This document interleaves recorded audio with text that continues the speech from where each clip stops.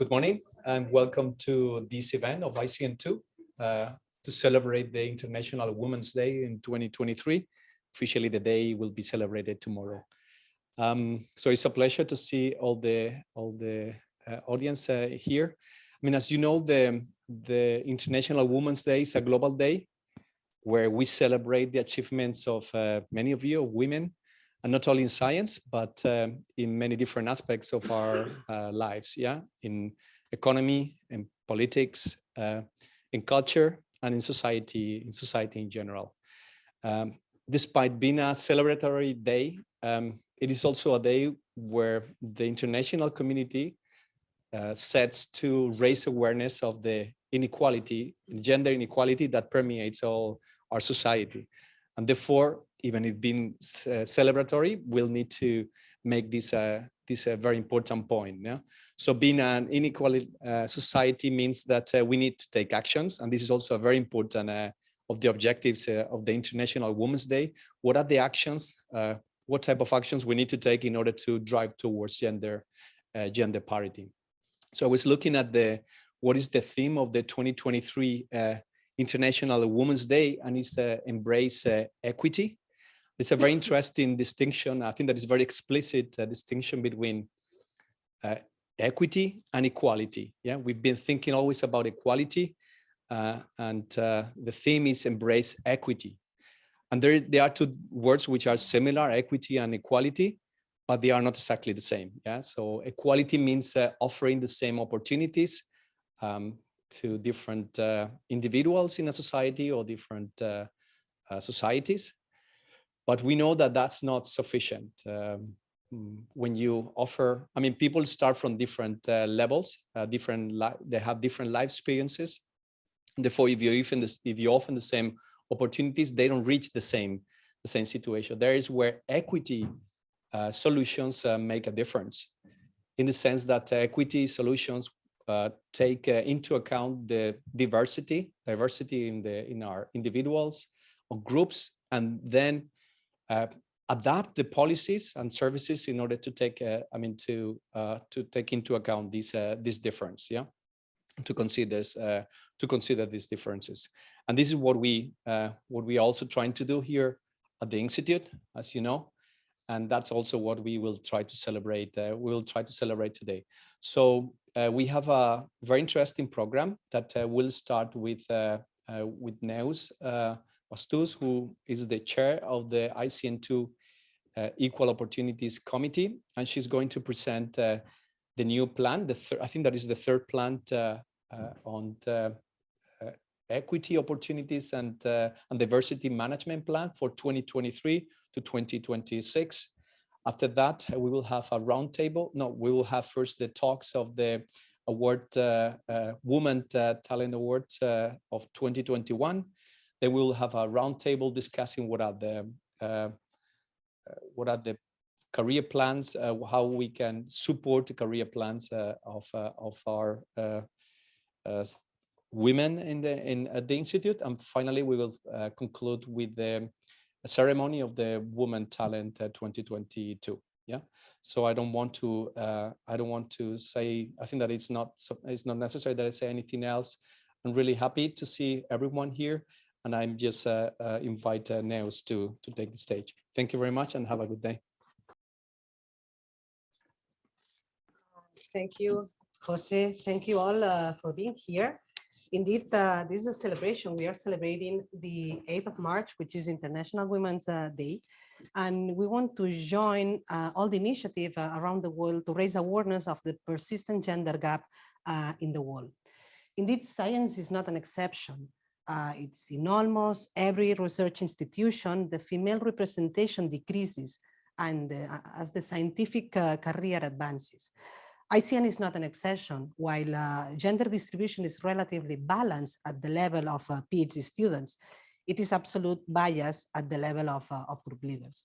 This is something that we all know, and we all are able to try to put something and to try to change this situation. The barriers for females, for women are diverse. First of all, the cultural barriers, and this is something that we all have to take into account. These cultural barriers are related to personal attitudes, the social stereotypes and prejudices. Also political obstacles, which are the lack of policies and the lack of regulation. But there is something which is also important, which is the lack of self-empowerment. So we may tend to think that we are not good enough. As a result, we're often excessively self-demanding and always, we quite often try to make the mistake to try to control everything in all of our career, in the professional career, but also in our personal life.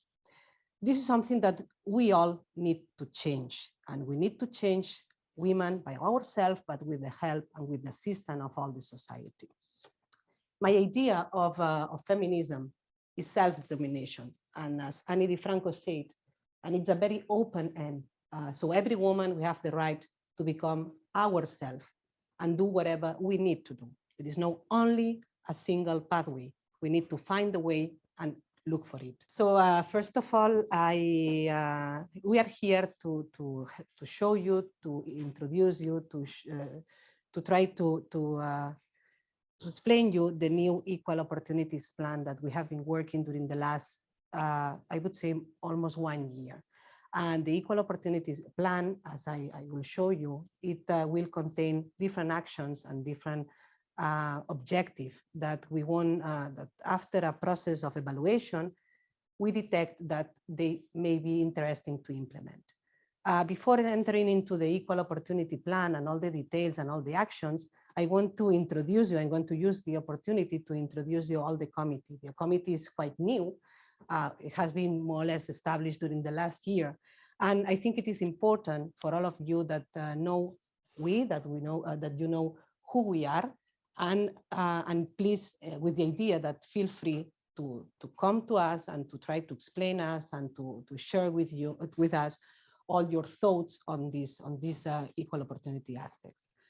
So I'm Neus Bastús. I'm research scientist at the Inorganic Nanoparticles Group, and I am the chair of this Equal Opportunity Committee since end of 2021, I think, or middle of 2021. Then I want to introduce Nuria, please.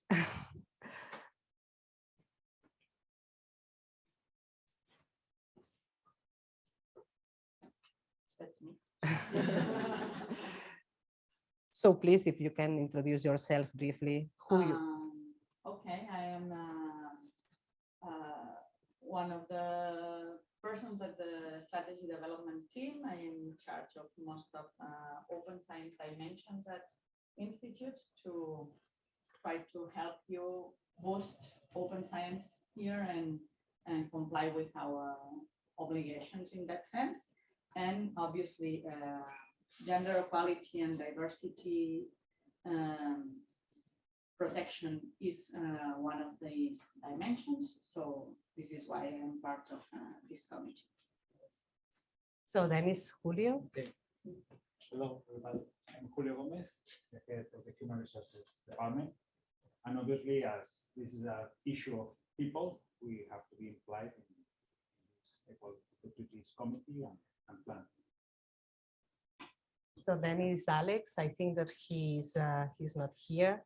So Alex is the head of the communication department, and he's a person who has been involved in the committee for a lot of years, and indeed he's boosting all the communication, and he's the manager of all of quite a lot of the actions that I will introduce you later on.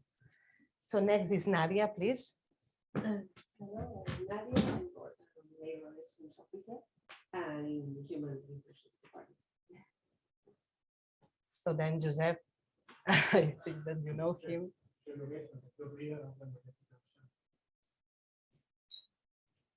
Then Inar. Yes. Hi, my name is Inar. And I'm research scientist in the supramolecular nanomaterials nanochemistry group, led by Daniel's work. And Elena, here. Hello, I'm research scientist in the Advanced Materials Group.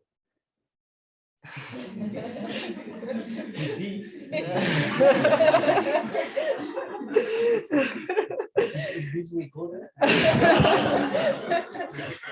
We can cut. So then, José, please. Here, I am a PhD interactive.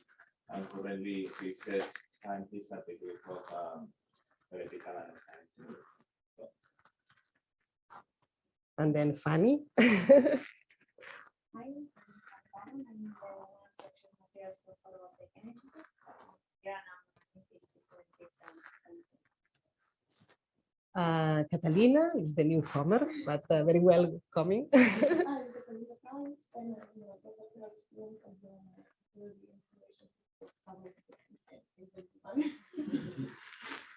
Manuela, please. Hello, I'm Manuela. I'm the division manager of the Pereda facility, and I joined the committee last year. And Belén. I'm Belén Ballesteros, and I'm the head of the recommend.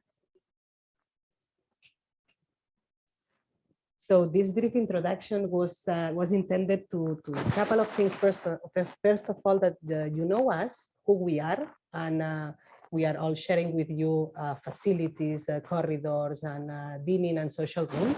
But also, it's an invitation. So if you want to join the committee, we are completely open to. There is no a few selected people. It's somehow.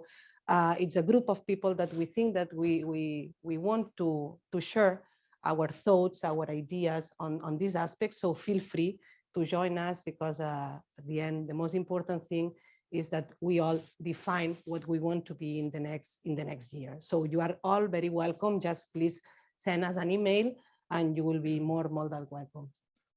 So now that you know all the people that we are having working in this plan, I just want to present you the plan, or to introduce you the plan that we have been developing during the last year. And this plan is going to be available via intranet. Now it's pending in the major the major unions. We need now it's a time to be revised, but we expect that in 1-2 months it will be available via internet. Here I just want to explain you our commitment and the commitment of ICN2. So ICN2 bases this activity on the respect and equality among all members and of its community. ICN2 declares its firm conviction and commitment to establish and developing policies that they integrate the equal treatment and opportunities without direct or indirect discrimination based on factors such as gender, religion, culture, age, or other potential discriminatory conditions. These actions, they have been articulated by the 2 Equal Opportunity and Diverse Management Plan, the first from 2014 to 2018, and the second from 2019 to 2022. And the plans, they were evaluated and updated with and now they were the seed for the 3rd Equal Opportunity and Diverse Management and Diversity Management Plan. The 3rd Equal Opportunity and Diversity Management Plan, it includes, you will see, different actions that they include both strategic and operational aspects. The goal of this plan is to guarantee the principle of equality between men and women and promote diversity and inclusion, identifying and eliminating any stereotype, role, attitude, or barrier that makes it difficult for anyone to access and develop in the workplace on equal terms. And this plan, the 3rd Equal Opportunity and Diversity Management Plan, it has been a fully participatory project supported by ICN2 direction.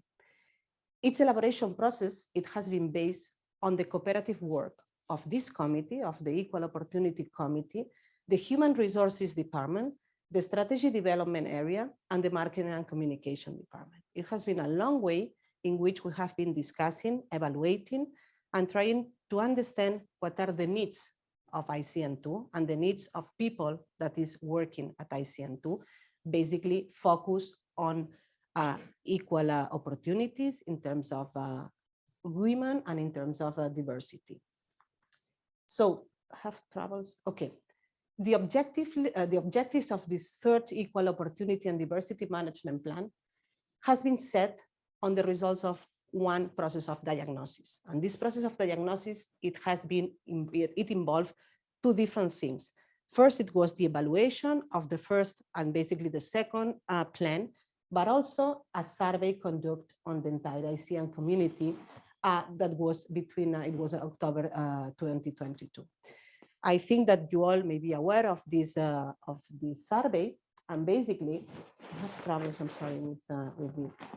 And I wouldn't explain you all the results of these surveys, but basically, the idea, what we learned from these surveys is that in people, community, ICN2 community, they think, or we think, that people who join ICN2 are respected regardless of the gender. People think that ICN2 policies are inclusive and sensitive to diversity. And people think, ICN community think that those disabilities, people with some disabilities, they have equal opportunities at ICN2. It's happened, and this is your opinion. This is a survey that we have been developing. But there are some problems or some troubles. That is that, in principle, ICN2 community, we do not know, or you do not know, the details of the Equal Opportunity Plan. And this is important because it's the document, is the strategy that is articulating all of these actions. What we learn from these surveys? What we learn is that we have to improve the communication of the Equal Opportunity and Diversity Management Plan. And that's why we are here, and we want to show you all the results. We will need to promote a greater presence of women in leadership positions. This is something that we all trying to repeat, but we need the specific actions providing or aiming to boost this point. We will need, or you demand, increased transparency if in staff selection and promotion processes, and this is something that it's something that involves human resources, and we have some actions in these terms. And you want, or the ICN community want to conduct more training and awareness activities on equal opportunities. And finally, ICN community wants to establish a communication challenge for the ICN2 community to resolve issues that affect equal treatment and opportunities. This evaluation and these outcomes, we work on translating all of these aspects in different actions. The actions that has been included, there are in 8 different areas. The first is access and recruiting, training, career development, prevention of sexual and gender-based harassment, conciliation of personal and professional life, communication and language, visibility of women and diversity in science, and gender policies. Sorry.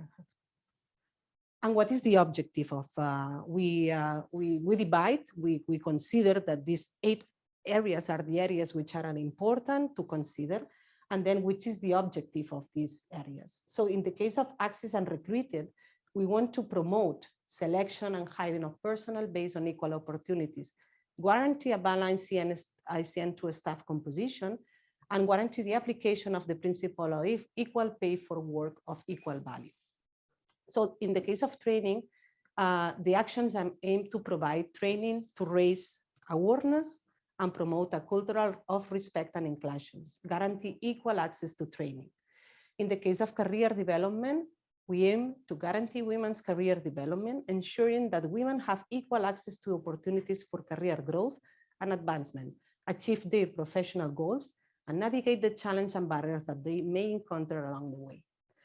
In the prevention of sexual, gender-based and harassment, we aim to guarantee the prevention of sexual and gender-based harassment by taking proactive steps to prevent sexual and gender harassment, to promote a safe and more inclusive society for all.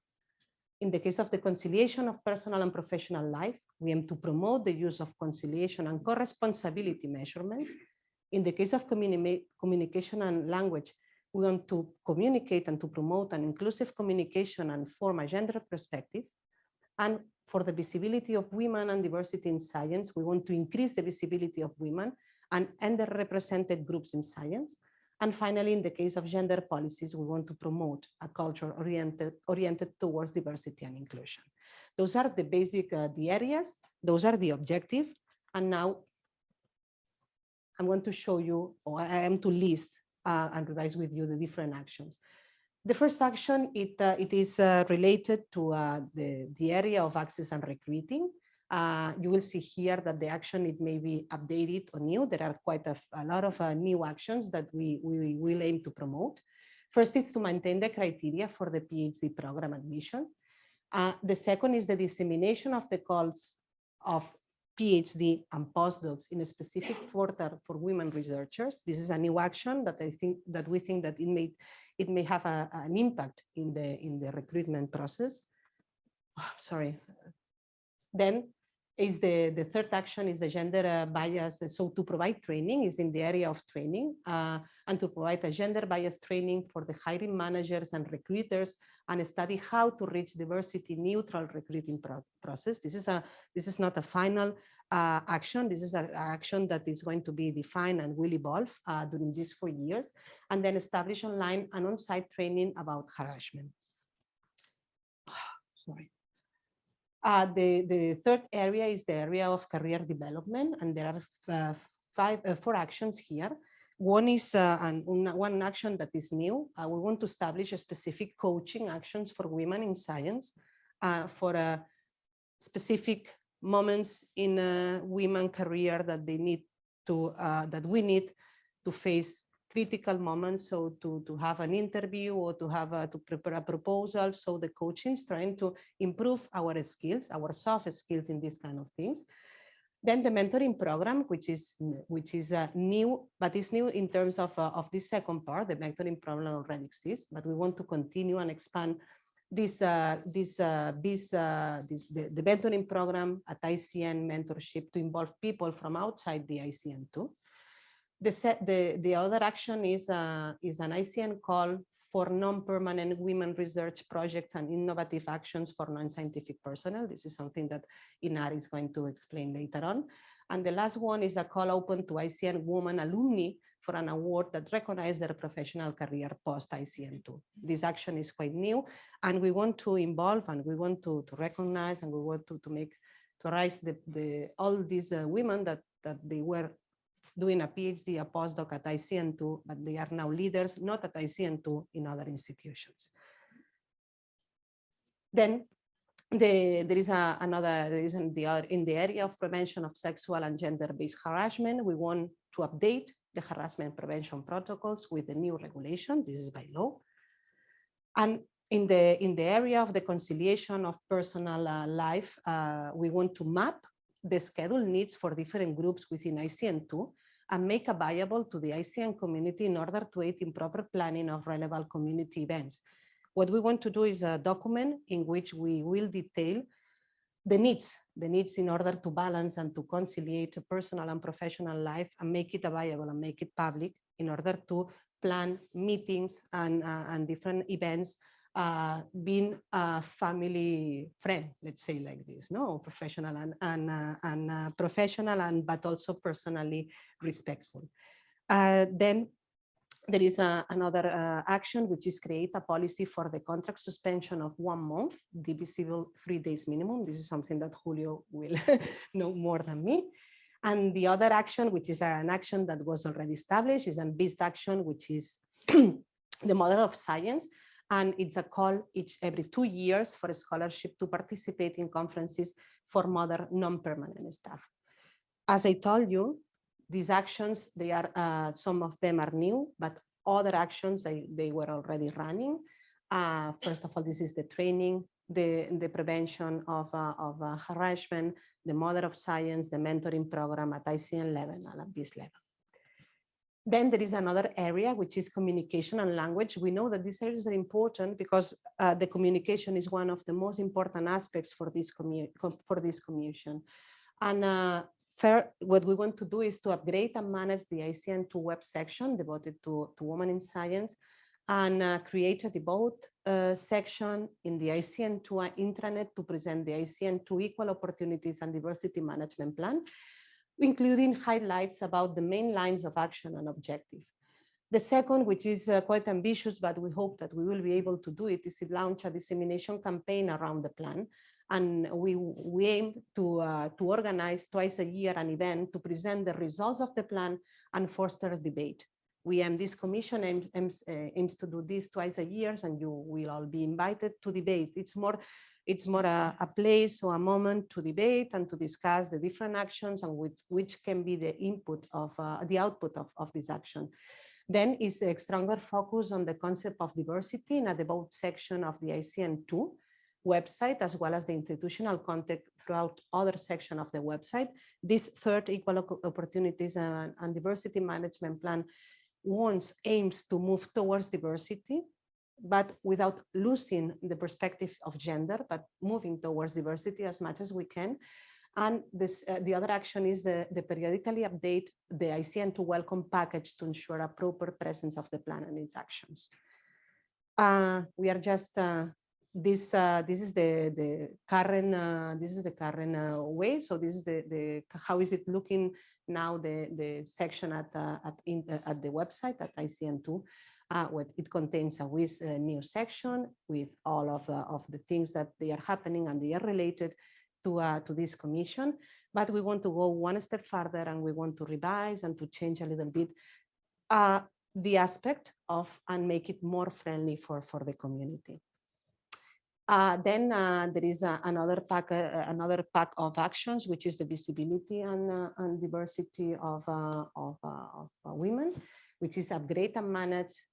Is to consolidate the leadership seminar series, which has been quite successful during the last years. And again, we were completely focused on gender. Now we want to move a little bit more towards diversity.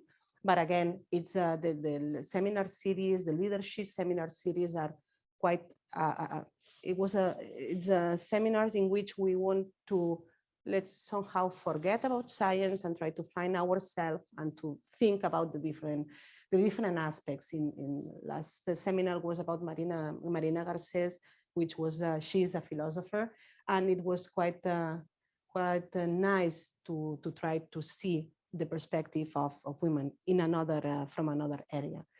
Then is the promotion, they promote the participation in the activities of the International Days of Girls and Women in Science. So this is the basically, but not only the Science Scientificas that some of us we participated. I really encourage you to participate because it's very nice for them, but also for the students and for the girls, but also for us.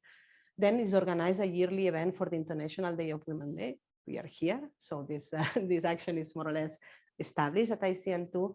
And to award the best PhD thesis defended by women, the best paper published by ICN Women, but also we want to extend this action to award the senior non-group leader trajectory of ICN Women, hoping to provide visibility to all of the different scientists that we have at ICN2.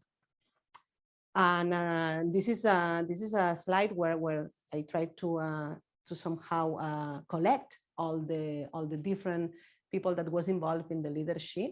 And we had the idea is to invite people with a lot of different backgrounds. So from Ruscalleda, Terribas, Blasco, and also Marina Garcés. And this is not new. I mean, this is what we have been doing during the last year. And it's one of the most important actions in this commission, which is the Woman Talent Program. This was the final event last year, but we are here to celebrate and to prize and to provide the awareness for this year. Okay, and then there are two more sets of action. One is related to gender policies, which is the data management roadmap to facilitate the analysis of gender-related aspects. And we want to collaborate with research groups on gender equality in science and eventual participation in research projects to study the impact and promote gender balance on science. We aim to define gender and diversity indications. This is important to be able to evaluate the groups and the different people involved of the ICN2 community. And we want to evaluate the appropriateness of the indications developed to enable ICN2 current excellence and quality of its scientific and administration members of the group. Finally, One point that it has been repeated and repeated and repeated, and we think that it is important, is something that is work in progress, is to promote the visibility of permanent researchers, not group leaders at the Institute, and study the potential actions that would improve the visibility of these scientists. So having said that, well, there is the last, which is known, is what we say in Catalan, calaix de sastre, is not in these 8 areas, which is the creation of a gender agent position. This action is not new. We will need to work and to look for competitive funds in order to have a gender agent officer. And then we also want to maintain the current gender work groups activities. We have been involved in different activities with other working groups, with CERCA, B, SOMA, WERMA, and then finally to establish a new collaborative relations with our neighboring institutions, with ICMAP, with CNM, with UAB, with AMIT, etc., to join efforts and improve the impact of the actions. This is more or less the 31 actions that we have been defining during the last year, I'm sorry. And now it's time to make it real. Now it's time to define the actions and to implement these actions. And for that, we need all of you. You need your input. We need your input, and we need your participation in the different actions, in the different workshops, in the different aspects that these actions they involve. So this is the last SOMA Alliance working group on gender, and with it, I just want to thank you again for being here. I hope that the plan sounds you, so it sounded to you, and we are more than open to any questions, discussions, or comment from your sides. Thank you very much for being here.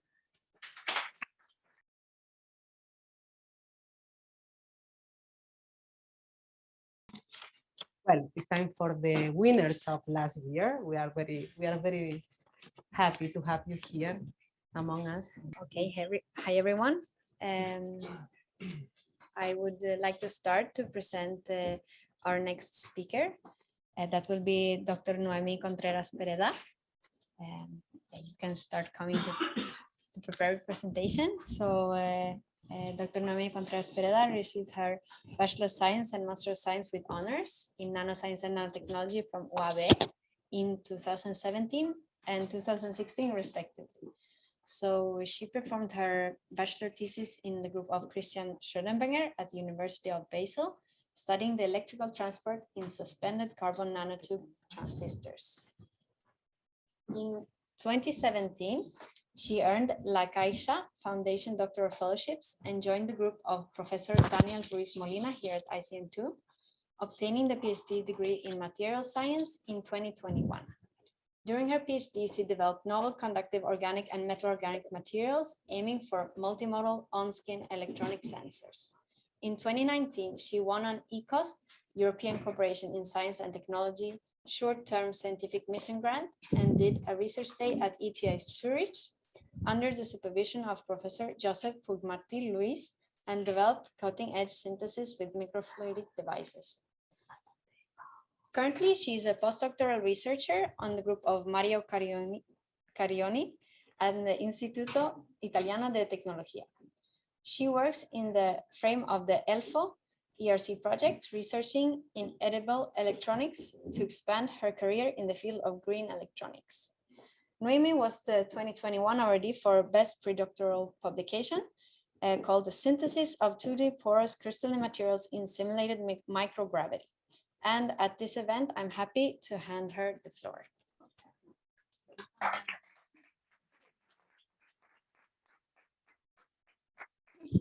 So thank you, Fanny, for the kind introduction. Thank to the committee for inviting me. So today I will talk about the publication that earned the award last year, which is the one that Fanny really introduced very well, which is the synthesis of 2D porous crystalline materials in simulated microgravity. So we'll try to keep it short, all in all.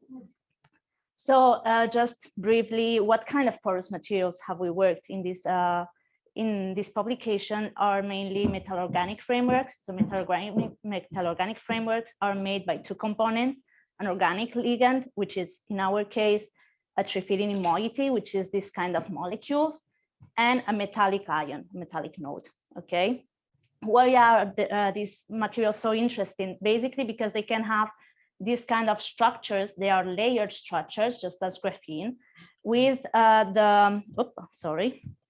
with the trifidinins displayed along the 2D layers, such as that they can have very good crystalline or crystalline structures that have very good conductive paths, like we can have a large localization of electrons along the planes, or we can have conduction along the stacking of trifidin moieties or in the porous.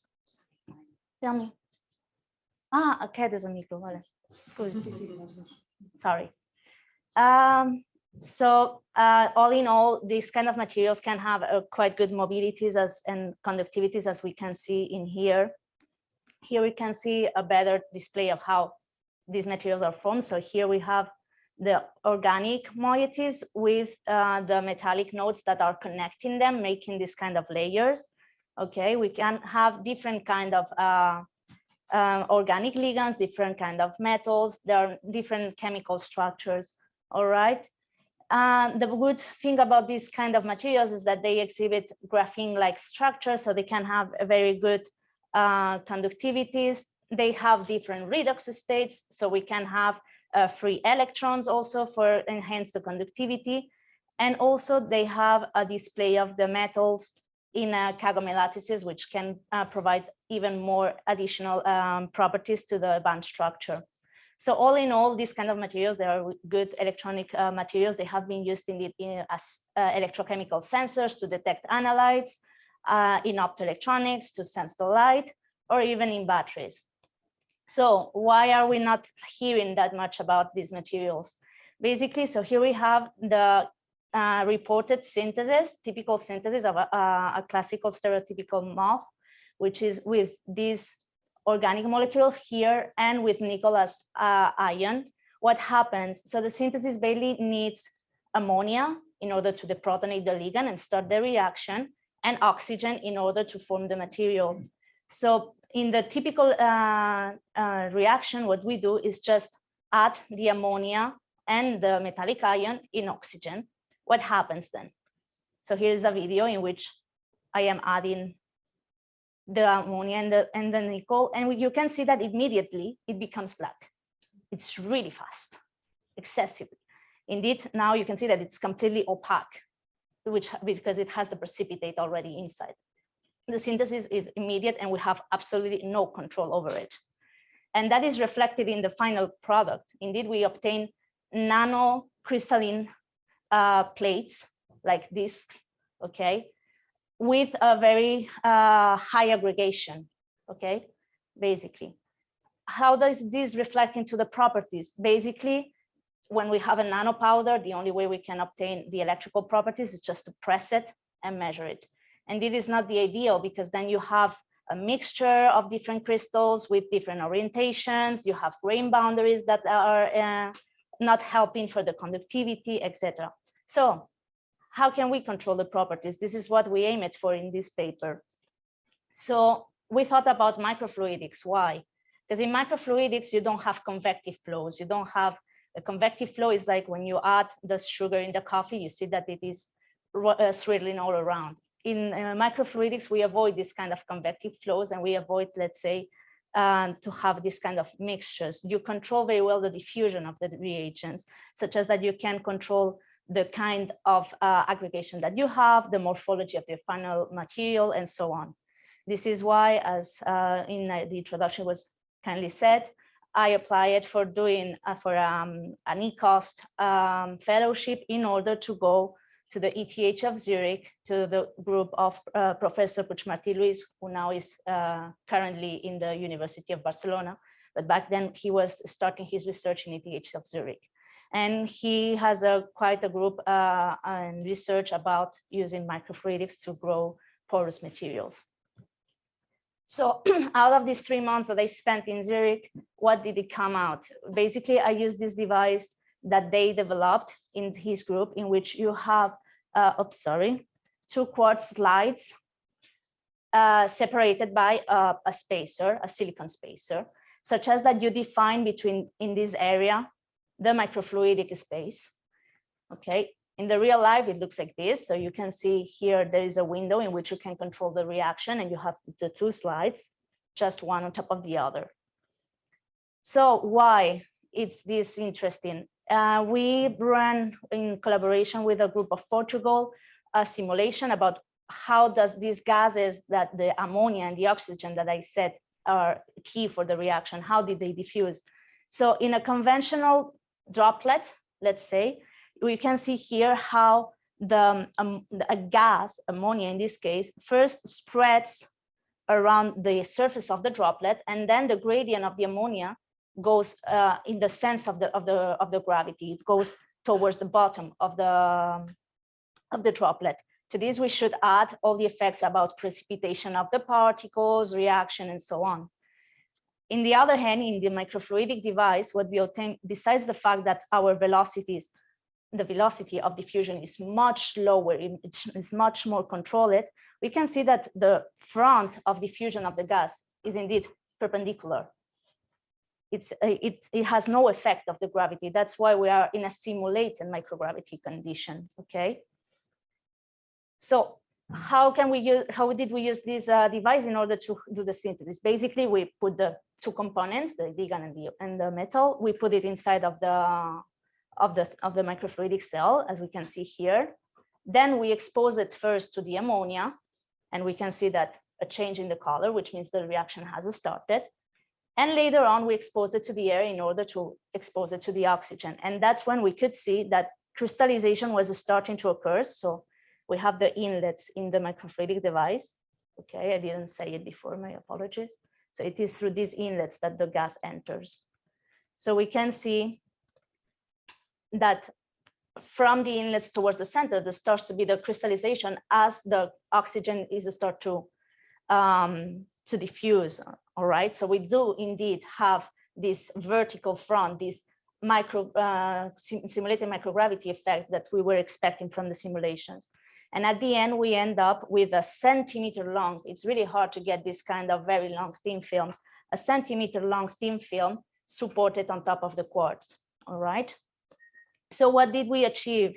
We could even follow the different steps of the reaction through the UVVs.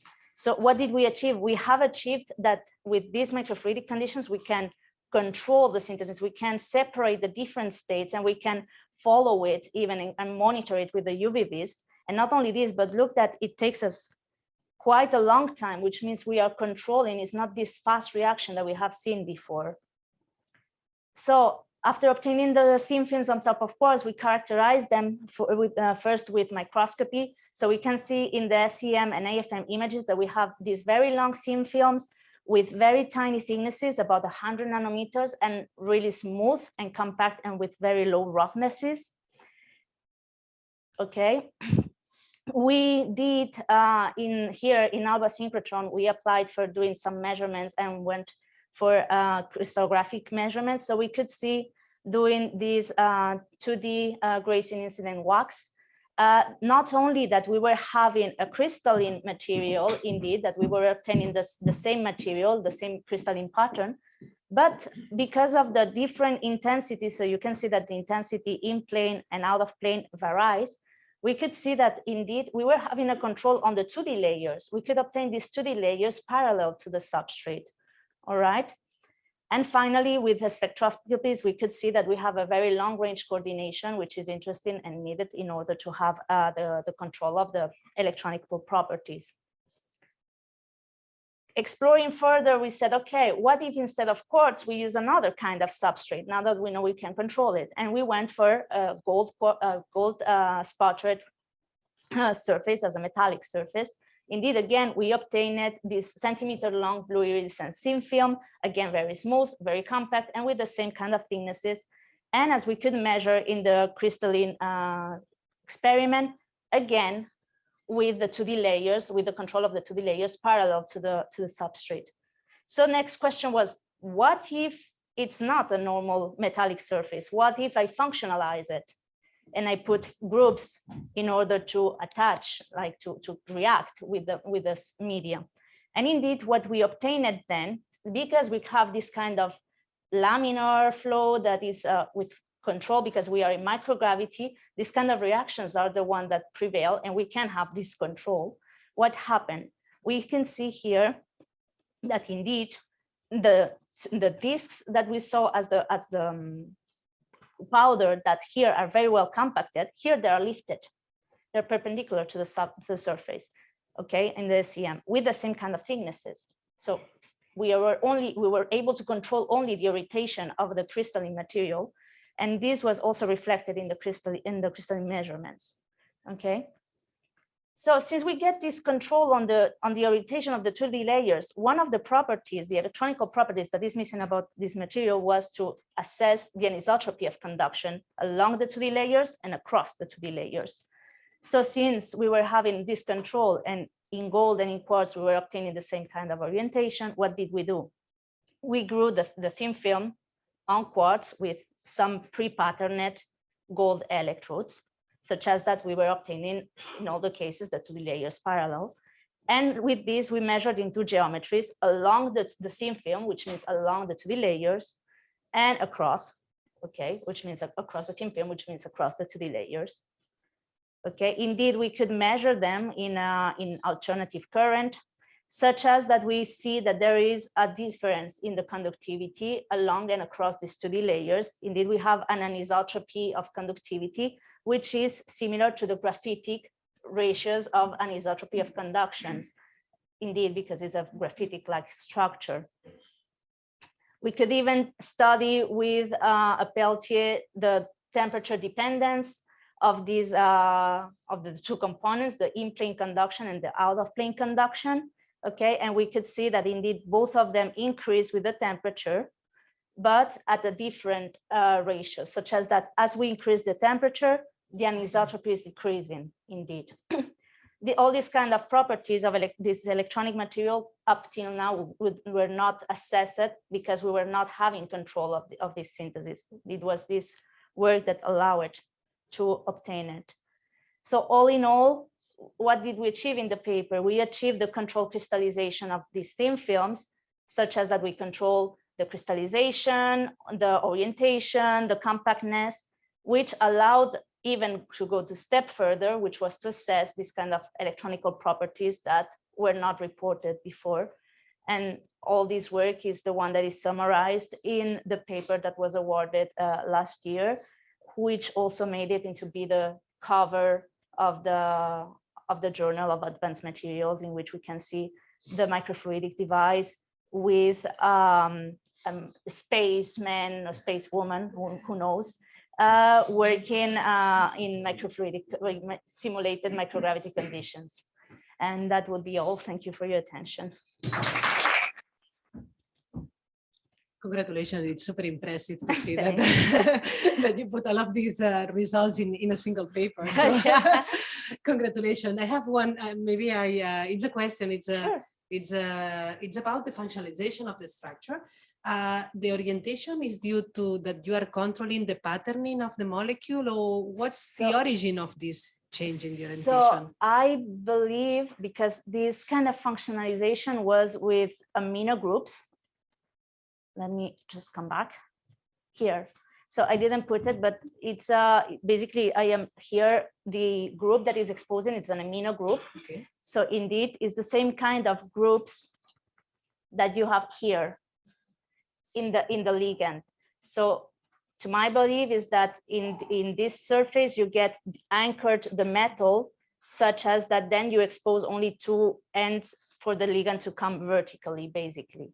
Okay, but then the substrate is homogeneously Yes, functionalized. The whole substrate is homogeneously functionalized. It's a self-assembly monolayer. Exactly. Okay. Super. Thank you very much. No, thank you. Any other questions? Okay, thank you. Very, very interesting, very ingenious. This using, I guess what you are using is surface tension forces to Indeed. counteract gravity. And well, yes, well, more the surface tension is the fact that microfluidic does not have convective flows, but yes. Yes, it's a surface tension property because it helps. Exactly. It is such a beautifully simple and effective idea. So congratulations. Thanks. I was also wondering about, homogeneous formation of basic conditions could help also to a slow growth of single crystals or oriented crystals. And yes. So you so in this case, we're obtaining thin films, not single crystals, basically because this ligand is very reactive. So as soon as it is exposed, I mean, that's what we saw in the video, as soon as it is exposed to whatever reagent, the ammonia and the oxygen, that's why we obtain the particles or the polycrystalline thin films. The group of Professor Puigmartí, they have achieved to have single crystals with microfluidics, and they can control the grade with other kind of materials, the kind of the rate of growth. They can even also go backwards, like degrow the crystal. They can shape the crystal in different sizes, in different. I think I have a slide, maybe.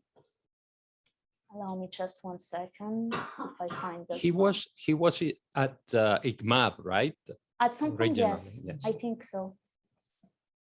So here, for instance, in this paper of him, of his group, they have reached the control of growth in the sense. So, for instance, they, with the respective flows, like either pumping more ligand solution or just empty solution on top of a metallic surface. They expose for different times, and they can control the aggregation rate, like the formation rate, and they can obtain thin films with the shape of the microfluidic channel, indeed, like with curves and things, so on. So they have a lot of examples about this kind of control on crystallization on top of surfaces or as single crystals. Very versatile. Well, congratulations. Thanks. Thank you. Yeah, maybe have another round of applause for Noemí. Thank you. Okay, next I will introduce our next speaker, Dr. Ting Zhang. So Dr. Ting Zhang is currently a postdoc at Aarhus University, and she's supervised by Professor Kim Josbjerg and working on electrochemical CO2 reduction reactions. From 2017 to 2021, she did her PhD in Jordi Abriol's group with the topic of zinc-based MOPS derived materials for highly efficient carbon dioxide reduction reactions, a thesis for which she was awarded the award for Best PhD Thesis as the 2021 ICN2 Women's Talent event. And we are very excited to have her presentation here today. So after her PhD thesis, Ting stayed in Jordi Abriol's group and started her postdoc there until she was awarded in 2022 the Marie Sklodowska-Curie Postdoctoral Fellowship and moved to Aarhus University in April 2022. And with that, I'm very happy to give you the floor. Yeah. And good morning, everyone. The topic of my presentation is metal organic frameworks derived single atom catalyst for the electrocatalytic reduction of the carbon dioxide. Firstly, I would like to express my appreciations for inviting me to attend such great event held by ICN2. And in ICN2, my supervisor is Professor Jordi Abriol. So let's start. And I will introduce my PhD thesis according to the below parts. The single atom catalyst with the nitrogen coordinated metal centers have been considered as one of the most promising electrocatalysts because of the highly metal utilizations, which could bridge the gap between the homogeneous and heterogeneous electrocatalysts, showing the promising applications in many fields, such as the oxygen evolution reaction and the hydrogen evolution reaction. And due to the special electronic structure of the single atom catalyst, they are more conductive to the activation and the desorption. Activation and the adsorption of the carbon dioxide and the reaction intermediates. So in our work, we mainly focused on the single catalyst towards the electrochemical carbon dioxide reduction reaction. For the mechanism of CO2 to CO, firstly, the CO2 molecule adsorbs on the surface of the electrode, and it is reduced to the active COOH by a proton and the electron transfer process. And then another electron and the proton will attack the active COH to form the active CO. At last, the active CO will desorb from the surface of the electrode to generate the CO gas. According to this mechanism, we can find that the formation of the active COH and the active CO are largely related to the binding energy between them and the active sites. So as the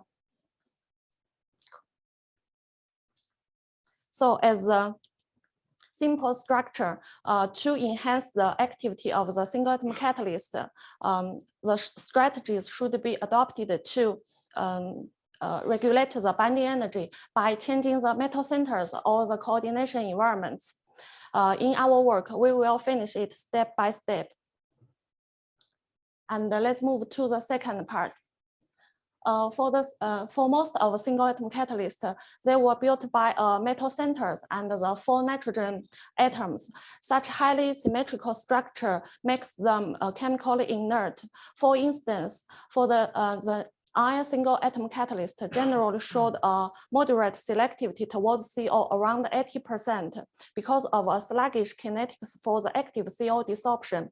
In order to enhance the activity on the iron single atom catalyst, breaking the symmetrical structure of this single atom catalyst by a heteroatom dopant seems to be an effective way to affect the binding energy of the active CO desorption. So in our work, we proposed a simple strategy which used the oxygen and the nitrogen-rich MOFs precursor for introducing the oxygen bond in the iron single atom catalyst. A series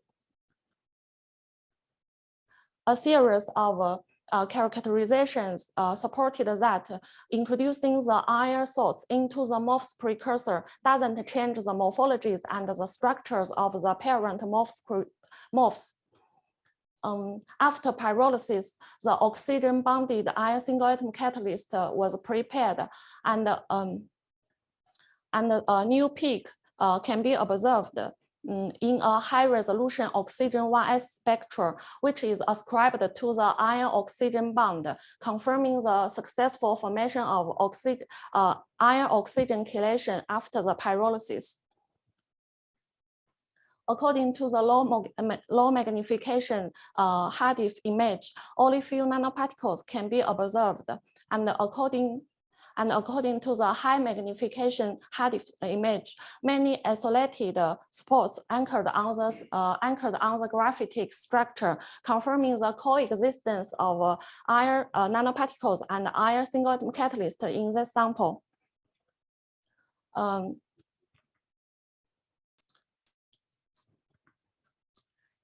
In addition, according to the synchrotron radiation, the coordination number of this sample is 5. So that means that the iron center is coordinated with 4 nitrogen atoms and 1 oxygen atom. In addition, according to the synchrotron radiation, the intensity of oxygen bonded catalyst is higher than the nitrogen bonded iron single atom catalyst because of the electronegativity of the oxygen and the nitrogen in this sample, further supporting the successful formation of the iron oxygen bond in our sample. As expected, the oxygen bonded single atom catalyst showed the highest Faradic efficiency of the CO among all samples and a good stability. In addition, we carried out the acid treatment to remove the iron nanoparticles, confirming supporting the real activity in this sample. And there is no difference before and after the acid treatment. And according to the HRTM image, the iron nanoparticles were covered by a few layers of carbon shells, which can cut off the interaction between the electrolyte and the iron nanoparticles, leading to an inactive performance of the nanoparticles. In addition, the DFT calculations further supported the decreased free energy on the active CO desorption in our samples. And let's transfer the third part. As mentioned, the metal centers will influence the catalytic performance on the single atom catalyst. For example, the iron single atom catalyst generally showed a favorable kinetics for the active COH formation and a sluggish kinetics for the active CO desorption. And for the nickel single atom catalyst, they generally showed a higher overpotentials due to the sluggish kinetics for the active COH formation. With this in mind, the biometallic active sites could composed of the iron and the nickel could increase the active COH formation and the active CO desorption simultaneously. So in our work, we prepared the nickel and iron biometallic sites after the pyrolysis of iron and the nickel co-adopted the MOFs precursor, and such method doesn't change the crystallinity and the functional group of this of the MOFs precursor. After the pyrolysis, the EDX mapping results showed the not only revealed the element distributions of this sample, but also identified the existence of the nickel and iron double sites. In addition, we analyzed the distance between the two sites, which is from the 1.6 angstrom to the 5.1 angstrom, and the distance is concentrated at 2.5 angstrom to 3.3 angstrom. This distance is larger than the metal and the metal bonds around 2.5 angstrom and less than the two sites connected by the nitrogen or the carbon bridge around the 3.6 angstrom. So combining with the XPS and the synchrotron radiation, we concluded that we successfully prepared the double single atom catalyst composed of the nickel and the iron without the metal and the metal bonds.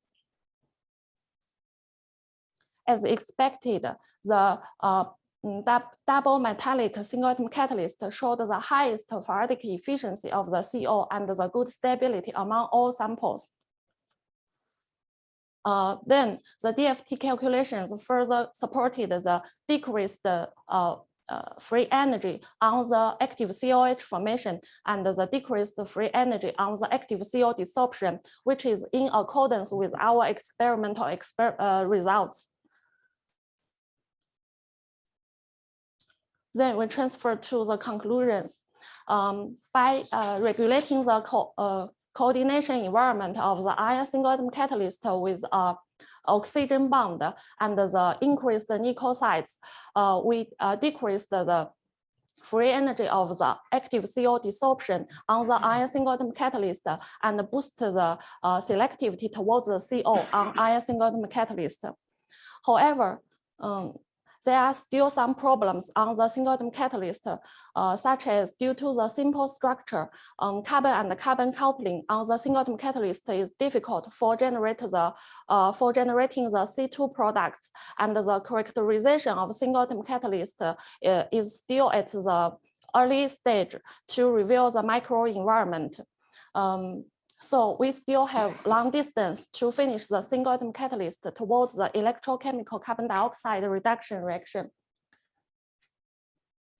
At last, thanks to the ICN2 and the colleagues to provide the scientific platform to us, and thanks to Jody and other group members to support my researches during the PhD, and thanks to the Women Talent event and all my collaborators. Thank you for your attention.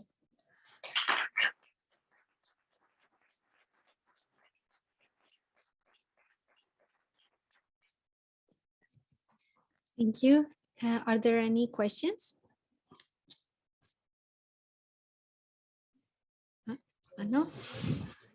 Very fast. So congratulations. It's impressive. All the work and all the characterization and the size distribution that you did in the Armstrong scale, which is it's very challenging, I guess. So you focus on the CO. Yes. What about can your results, they can be translated in other products of the CO2 reduction reaction? Yes, we focused on the other.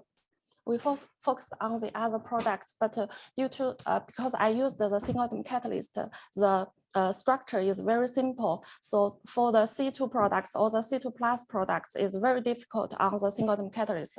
We should use the single atom catalyst plus the single atom catalyst with other functional materials such as the copper or others to produce the C2 products, because the CO can produce the highly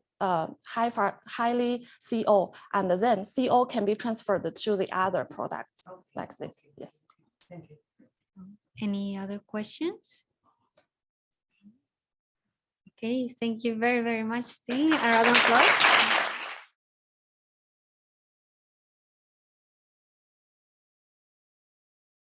We are also very happy to have our young researcher here that have experienced being in the development of their career here at ICN2. So both Ting and Noemí, as you've heard from their introductions, has spent a fair bit of time here at the Institute and then moved on to both now be in a postdoc position. So we're very excited to hear what they have to say in regards of the development of female careers and how we can promote this development, as you may have seen from the title of our roundtable. So here I would also like to introduce Mari Cano. And maybe you can stand up because I don't know if the people in the back can see you. And Mari Cano is a chemical engineer from the University of Murcia. She's a doctor in material science from ICMAB, and she joined ICN2 in 2010.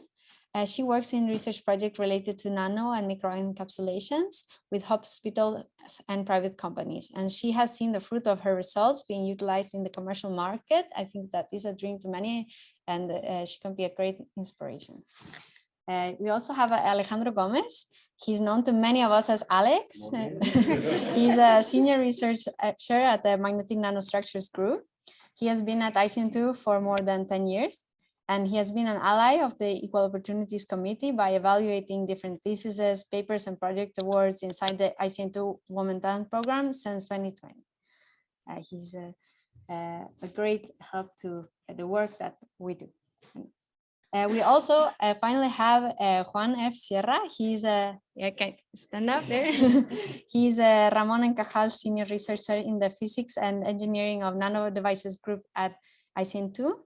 He's a CSIC tenured researcher who has helped many female young researchers through a successful time here at the Institute for over 10 years. So we are very happy to have all these participants here. Maybe we can have an applause for them before we begin.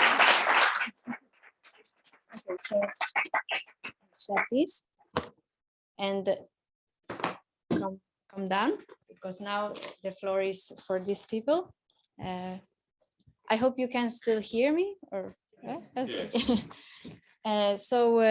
We are going to start with a little bit of an individual the same question for all of you, and maybe we will just go in this order, starting with Ting. So because of your experience here, you have certainly seen the positive impact that certain strategies can have on the promotion of female researchers' careers. So can you mention 2 or 3 things in your individual experience that has a positive impact on, especially maybe at this institute that you've seen? Yes, I think maybe for the female scientists, the institution or the other group leaders should give them the flexible working time to balance. Yes, the flexible working time for give them the balance to. Okay. This is not working because this is just for recording. Okay.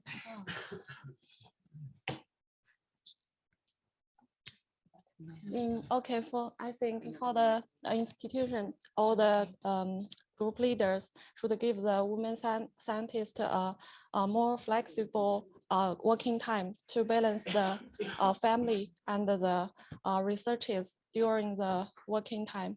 And another little suggestion for the ICN2, maybe we should provide some sanitary pad in the toilet for avoid the sudden situation for the special period for every woman scientist.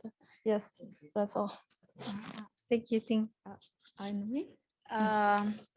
So can you recall me the question a little bit? So what do you think are the most positive impacts on the promotion of a career? What do you think could have been the greatest help? Maybe you had it, maybe you missed it. So as I have seen from the presentation of Neus, there are a lot of points that are quite nice. I have been really happy to see a lot of new points into the actions, not only in the sense about making visible with this event, but also about making visible the different kind of positions, because it's true. I mean, we are women in science, but it's true that as you get higher, the percentage is getting reduced. So to make this different about the different positions in which you can achieve, it's certainly something, because I have experienced it myself in the sense that being a PhD student, and there are bachelor students and master students who come to do their respective thesis, and they look up to you like, you're the next level, you're the woman in the next level. And then of course there has to be always a woman in the next level for the people who are in our position, like when it's a PhD, when it's a postdoc, when it's even after in the group leader. So I believe to have these kind of different positions to not only make women visible as we are scientists and we are working in science, but also like we are in different rankings. I think this is a very good point that that you have raised now into the new actions of the gender equality. And don't know, I think many of the actions I have seen listed today are really good points to have a positive impact into the research, into the career of women researchers. Thank you very much, Noemí. And Juan, maybe you want to elaborate. I can repeat the question. No, it's okay. So so I personally think that the policies that ICN implemented, and I think that will be continuous, is the balance between family and work. And this, I think that this is very positive. And in particular, not only because we have to always consider that children have both a mother and a father. So, and this, I think that this is positive, because also I have been privileged. I have, during my career here in ICN2, I got a baby, and I also could enjoy when she was a very baby, no? So a baby. So I think that this is very positive, and this has to be, to me, is honestly the most positive and something that can really empower.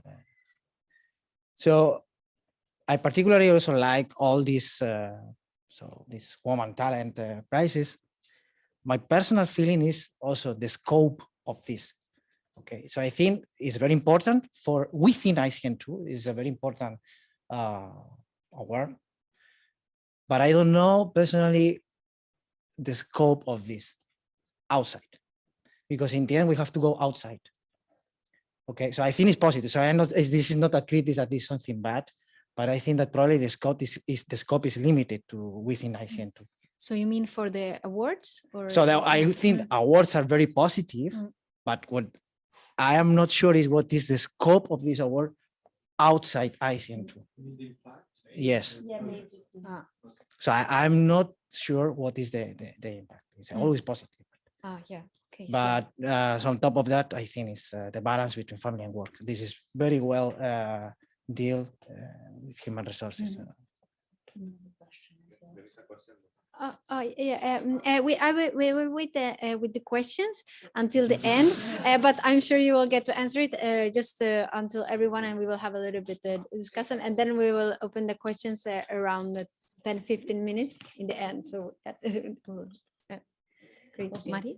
For me, from my experience, because when I arrived to ICN, I start to dedicate to do a research project with companies, okay?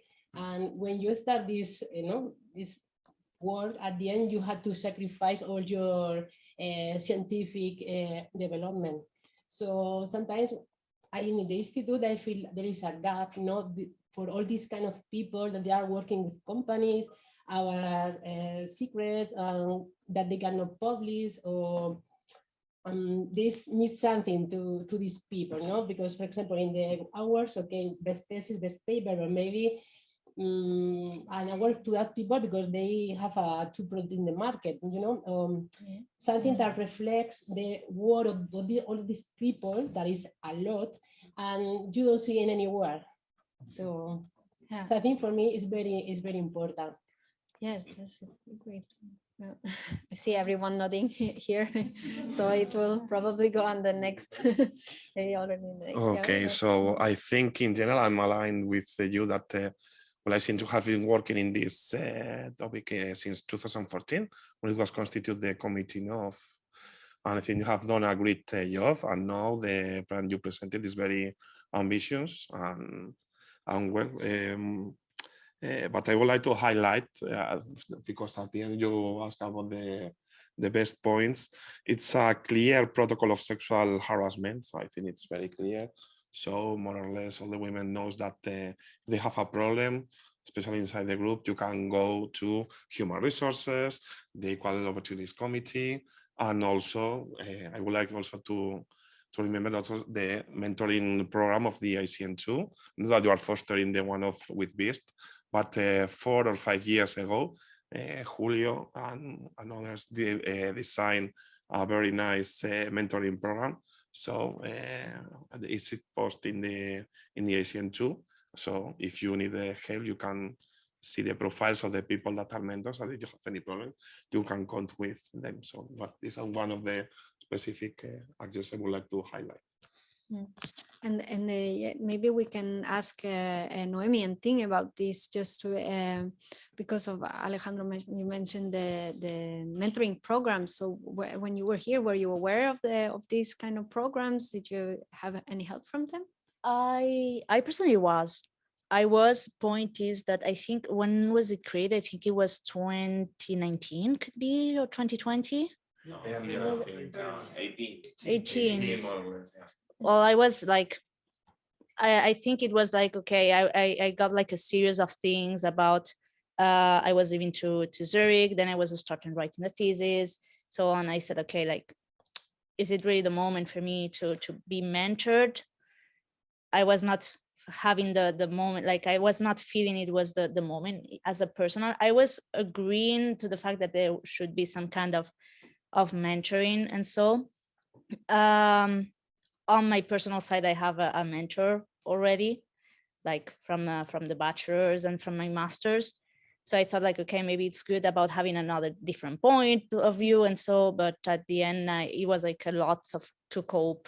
And I actually gave it a thought, but at the end I decided it was a lot to like schedule also. And I was a bit focused, as Juan said, about it's not family work balance, but life work balance, which is also something that it's indeed very important in science. We tend to forget a lot about this kind of balance. So at the end, I decided to just sit down and take it more easily. But I really was considering at the moment I heard about it. Yes, for me, I think because I didn't get married and I don't have the babies, so I think for me it's normal for the other peoples. But I think for the women scientists with the babies, maybe they should we should give them the new prize or the award to encourage them to pursue their researches during the scientific platform, in the scientific platform, I think.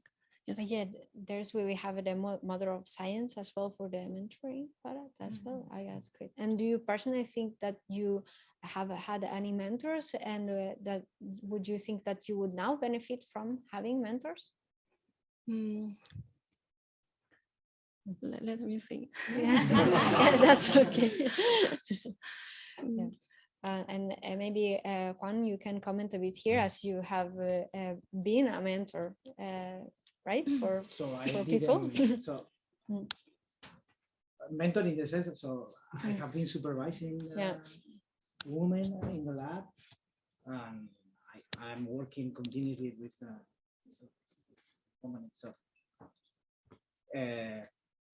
maybe we can have some. To me, so sometimes to me they are like models. So I have two very good friends that just left the group with permanent positions. They found permanent positions. To me, they are models in some aspects of their lives. So, because they are so I can think in Adriana, that is very well known here for many of you, that she was very involved. Yes.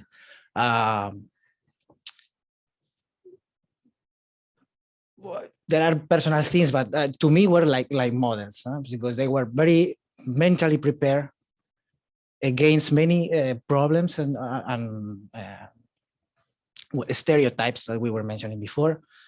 And she struggled, and she succeeded, and she's a very successful person, for instance.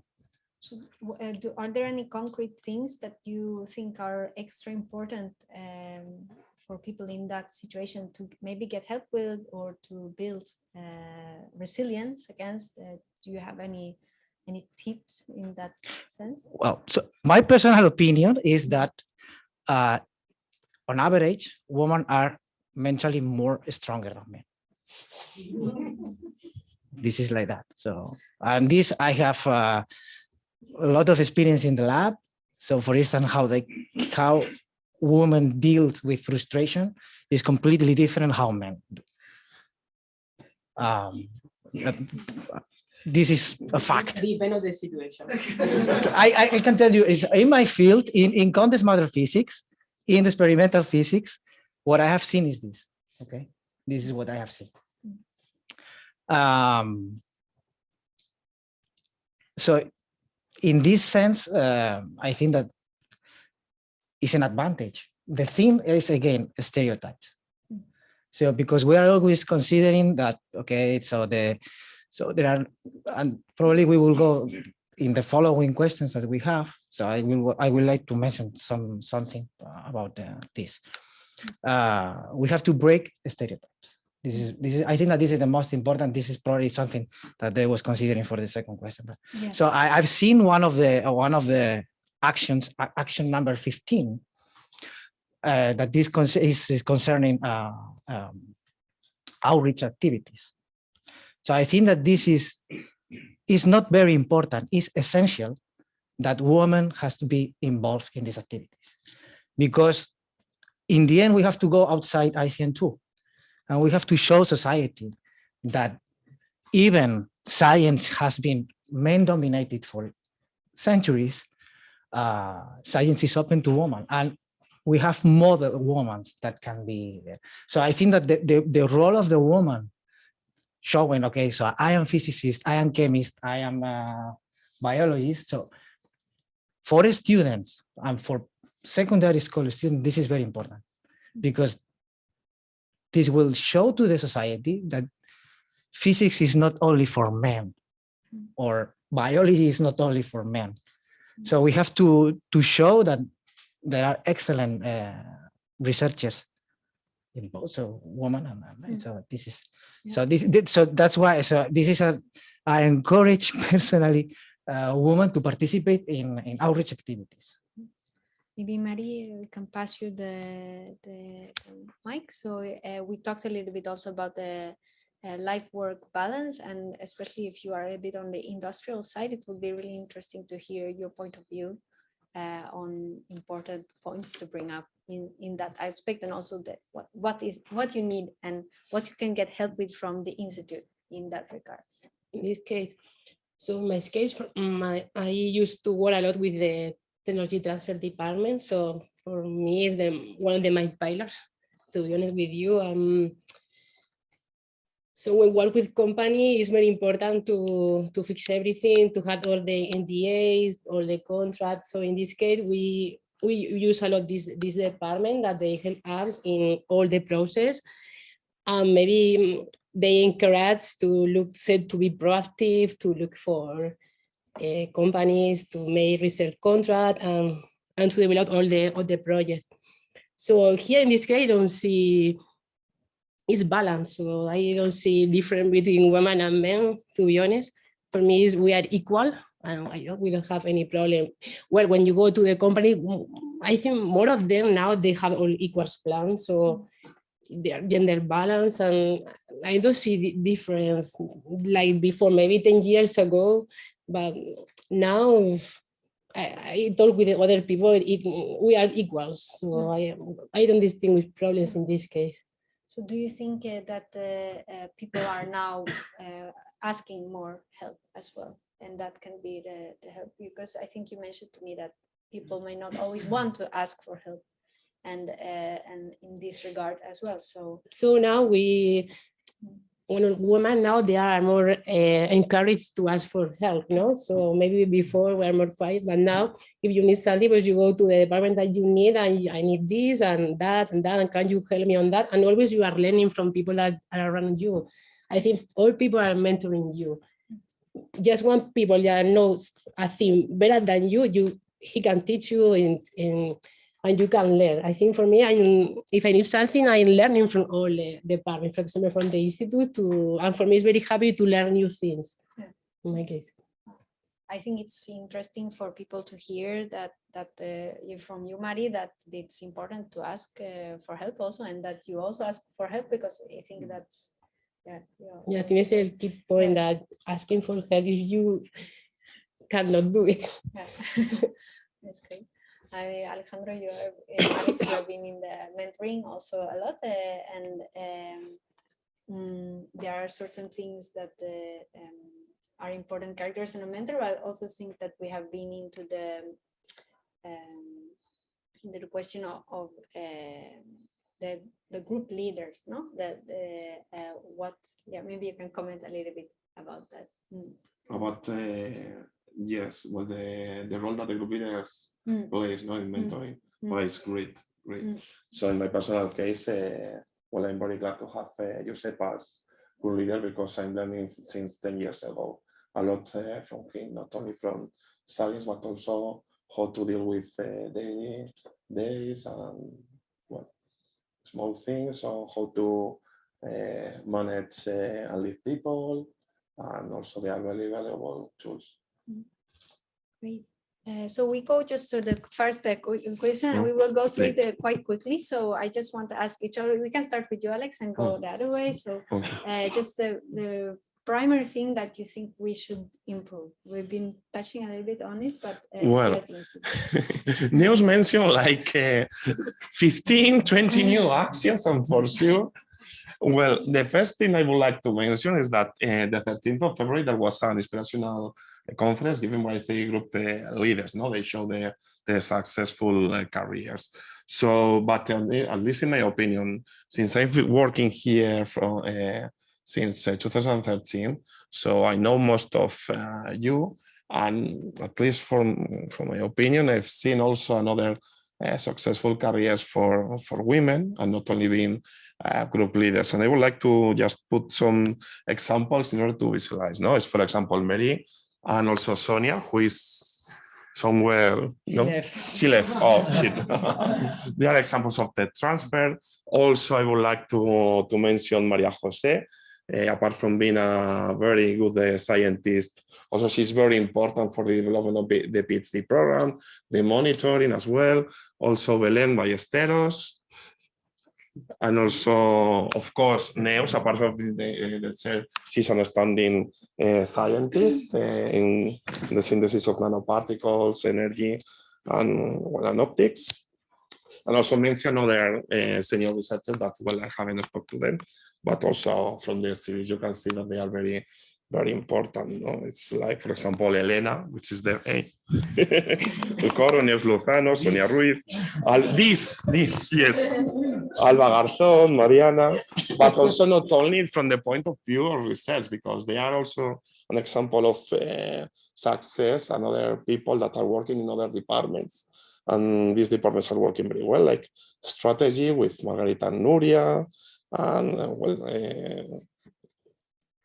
and the rest, finance, projects, well, and so on. So in order to recognize them, so one of the things that also Neus mentioned is that make some monographs, also like internal conference cycles given for women, in order, maybe for example, in the ICN2 newsletter, like an interview or a monograph of them. So this type of specific actions in order to know and visualize them, because also they are examples of success. There was not something like that before. I remember there was an interview of the people and in like who is who, program. Who is who, no? Who is who? I think I did the last interview and they stopped. I don't know why.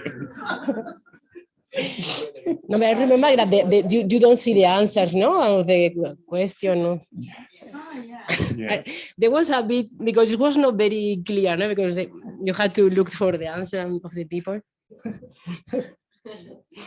Yes, no, for me it's similar. No, we can maybe give more vision, no, to discuss people's condition and to get involved in, no, I don't know, in some activities. I don't know, to share knowledge, or I don't know, or some social media with people. I miss in this institute social activities.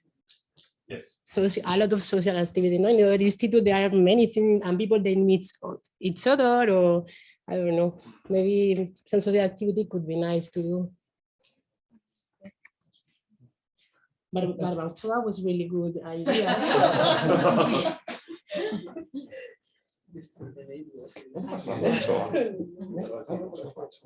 Juan, you touched on the outreach of the efforts. Yeah, so one thing is the outreach, and probably another suggestion. So I think it will be very, very interesting to have like a series of talks about scientific women, because I can do a very little exercise, less than 1 minute.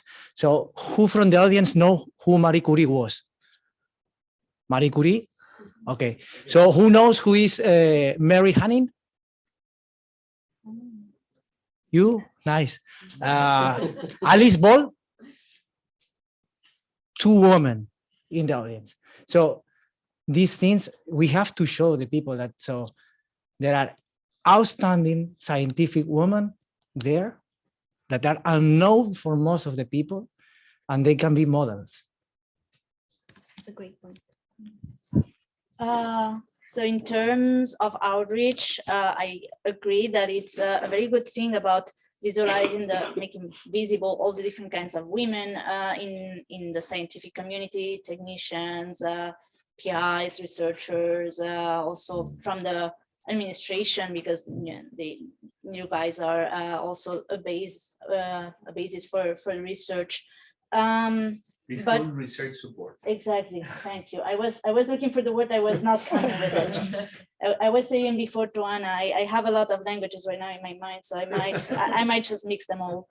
But not only about making this kind of presentations, I don't know, about our work and how do we develop it, but also, as we have said, work-life balance, family balance. We've all encountered these critical points in which it's like, okay, I have a tough decision, I have a tough situation, how do I handle it? Because at the end, it forms part of your work, or of this balance, and at some point, in the sense of a mentor, or just to know how these people have overcome this situation. Juan was saying, I had the chance to have this good family work balance and see how my child was growing up. So for new people that may encounter this situation, like as we said, to have these role models, not only for work relation, but also to know how did they handle these situations in overall. I think it's a very good point. Also, not related to outreach, but if you may allow me to put it out, hearing before what Mari and Alex and Juan were saying about the different kinds of like asking for help, helping women in general. I think this is something also, since there's going to be an action about courses on sexual harassment, not only harassment, but to show the difference, because we have all seen, for instance, there is a difference between helping and lecturing, quite a difference. And there is a difference between being considerate and making a mistake.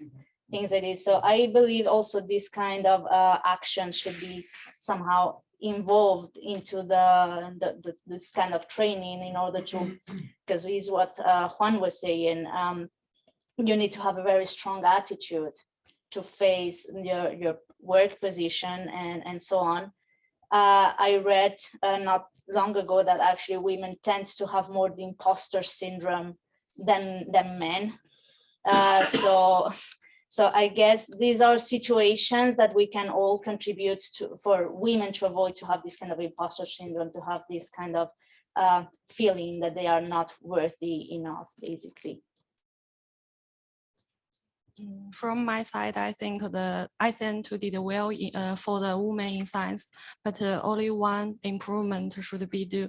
Like we should provide extra fundings or the scholarships for the women at the different stages, such as a master student, PhD student, postdoctor, and the mother with a baby, like this. And of course, maybe we can organize a mother-child day to make the children learn about the mother's working environment and improving the family relationship, like this. Yes. Thank you, thank you. Okay, with that, we go take some questions. We had one question here.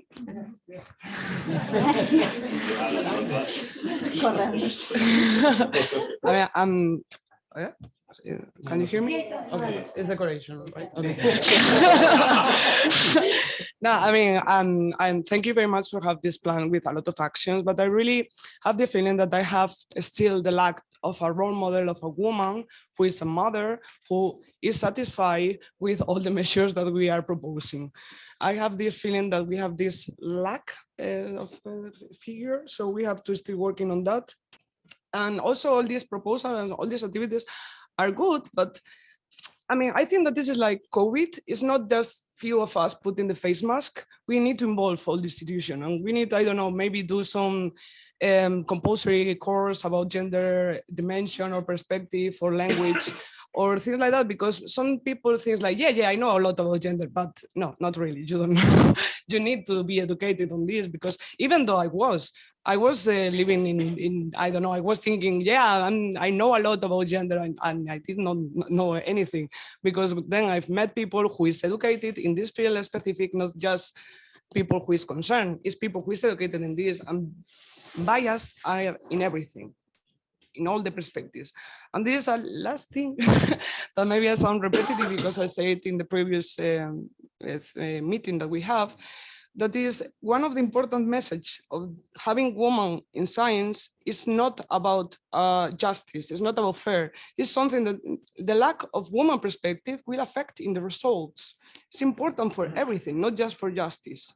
There are a lot of things that we made bad, a lot of mistakes that we made because we did not consider the perspective of women. So it's not just about justice, it's about the outcome. Thank you. Yeah, thank you for that. Maybe anyone from the table want to comment?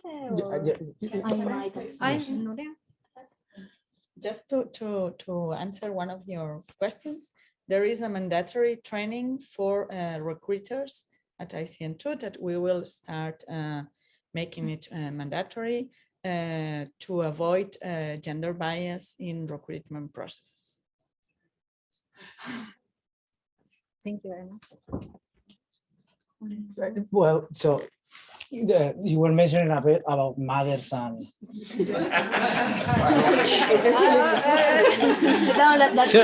so, to me, just to give you an example, Elena for me is also an example. I need her to, like, I want to see you. Stand up, You know what I mean? I want to listen to your life. Very, very interesting life. Very interesting life.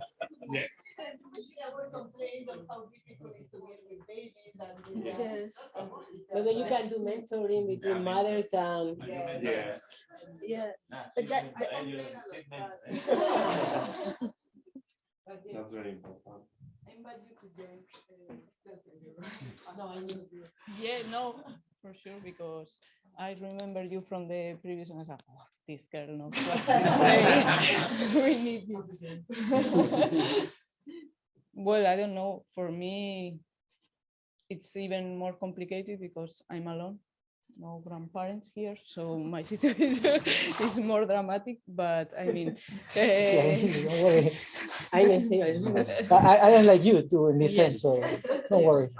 2 children and without parents, or yeah, I have a lot of feelings, not related with maternity, also with the way that we have to deal with our male colleagues.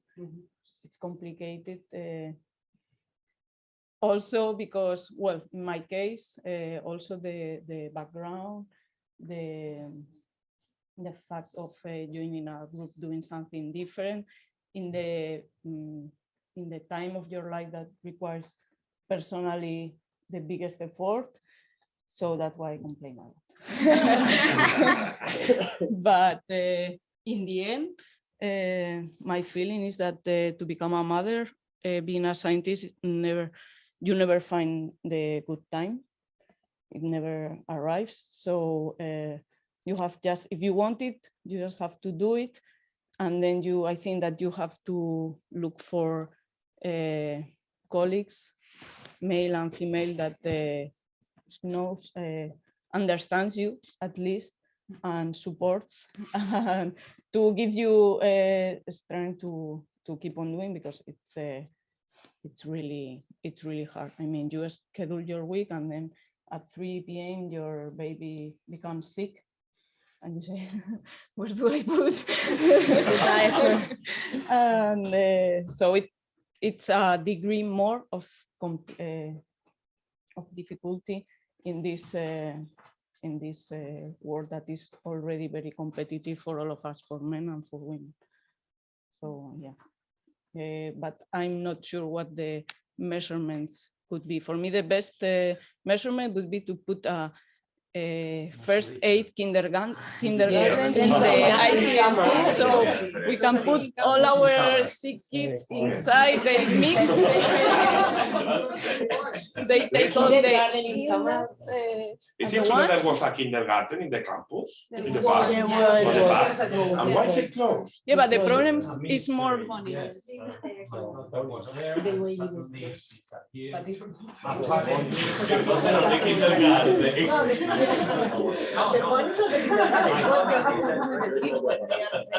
Yeah, but this is for instance, Neus, this for instance, the problem that everybody has in the campus indeed.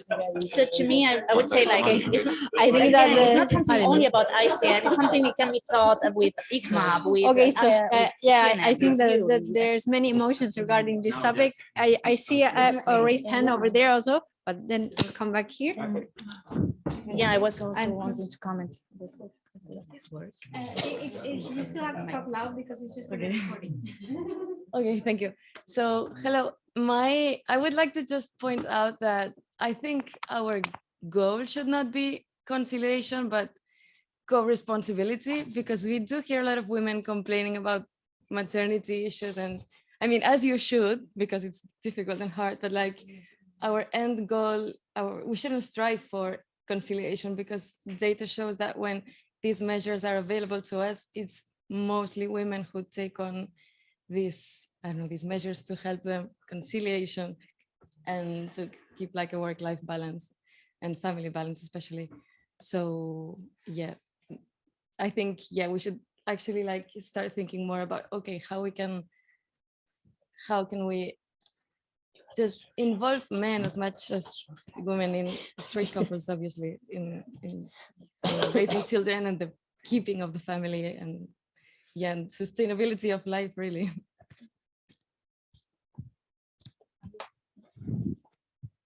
So Yeah, you have I think you're right. Historically, it's like that, as you mentioned, as you say. And I think outside science probably is like that. But I can tell you about my personal experience. So when my kids are sick, who stay at home with them is me, because I have conciliation. And not only that, so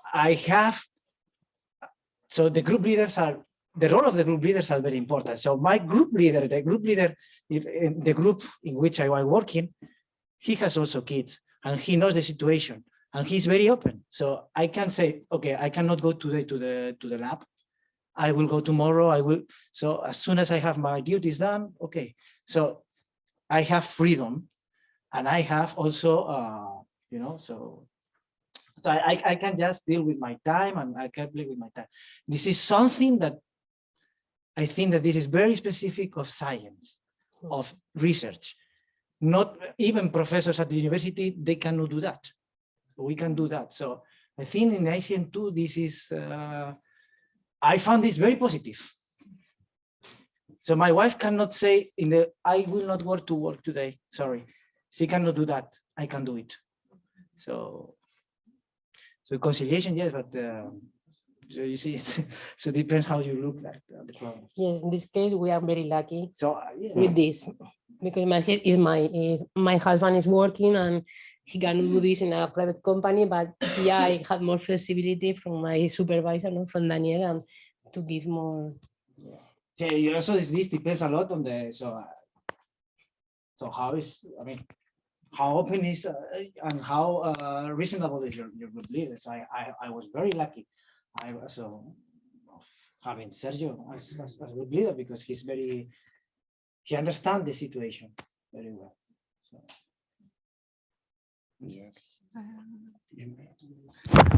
Is it in the same? Is it for the same? Fanny, can I say something that, well, I agree with them, but apart, Juan has told that his situation, also in my case, is the same, and also I know some men colleagues here, also Marcos at the end, also some group leaders, because as Sergio, and in my case, as you said, also they had the same problem, I guess, in the past. So what I want to say is that in our case, we don't help mothers for conciliation. So we share responsibilities at home, and we want to share these responsibilities because we decided to have a baby together. And well, it's again thanks to ICN2 that give us the opportunity, and also to the group leaders. Yes, finish. Me? to almost round off because we are running a bit over time. So yeah, we'll have the two last things. yeah, I just want to say that it's true that here in ICN2 we are fine with this in science in general, that the group leader may help, but in the end we have to compete with people from outside, and if you have to stop your activity 2 days each 2 weeks, it also makes you, creates you or put you in a state of stress, additional stress, not only mothers, also fathers. And I think that this is also important. Also, if in the group there is no other father or mother, then you are the only one dealing with this situation. This creates you also some stress. And about the conciliation and what she said of sharing the responsibilities, I just want to mention that we have the kid 9 months before the father, and we work in a lab. 9 months in a scientific career also has an impact. And that's why I think that even though we share, we have to still doing things to compensate this. One last thing. Well, I just want to quick mention that it's been something that came up a lot as well, that if we need to slow down during the period of having a small child, there came up a little bit the question, or how do we relaunch the career after having a period of slowdown, because that can be a difficult thing. No, but I know that's something that came up a little bit in discussion preparing this table. So yeah, I wanted just to sneak that in and pass the last. Okay, I'll try to be fast, but I guess the key issue is evolution. How do we evolve inside ICN2 and outside? Let's begin with the kindergarten. There used to be a very useful kindergarten at UAB. It disappeared, not my daughter. It disappeared because UAB plans to do some other research or technical building, and the municipality doesn't allow to expand, which is, extracurricular reasons. But I'm not saying that they are not for gender issues and conciliation, but they should be even more concerned. And now, concerning our own ICN2, how has been our evolution? We are scientists. We like to quantify.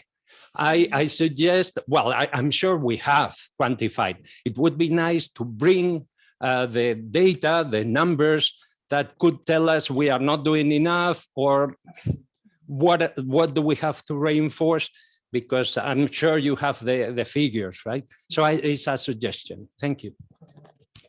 Okay, thank you very much. Can I have a really big round of applause?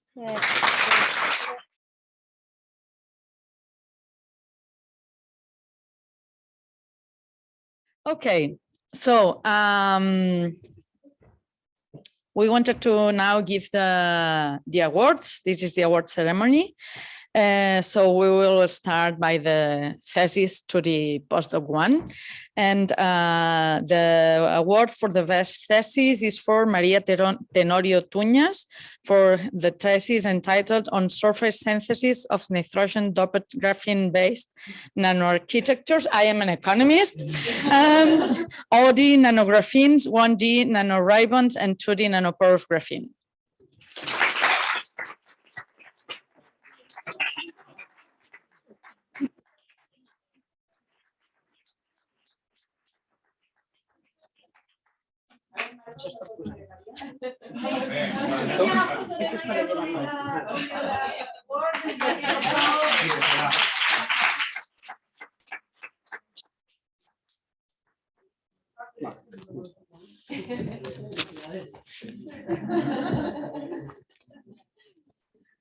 Okay, now we move to the best publication for a PhD student. And in this case, we have an ex aequo for two different papers. One is for Laura Hernandez Lopez for the paper pH triggered removal of nitrogenous organic pollutants from water by using metal organic polyhedra.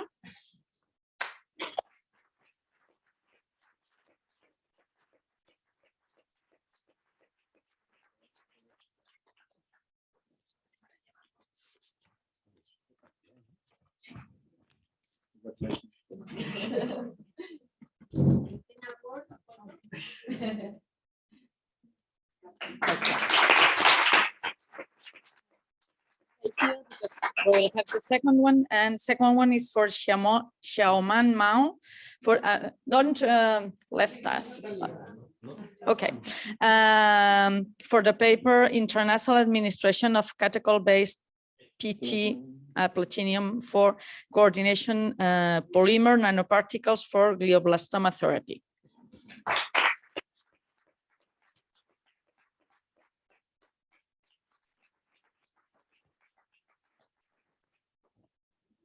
Okay, this is not Xiaoman. She's in China right now. Now the picture of both, maybe, yeah.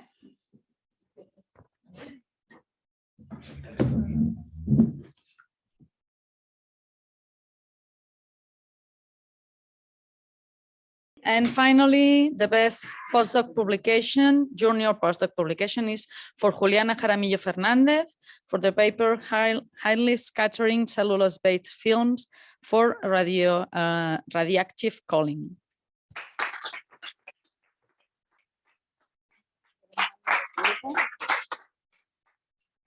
I don't know if anyone from the Clivius group were able to come. In any case, we will send it to her.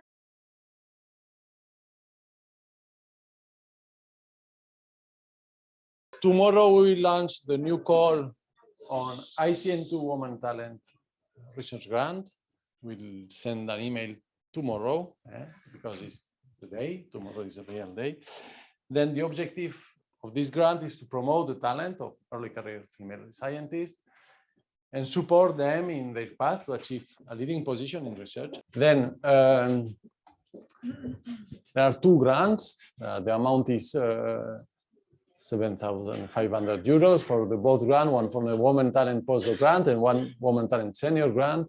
You can use for example, to participate in an international conference, fund a short stay. It's just some project that can help you on developing your career or your scientific project.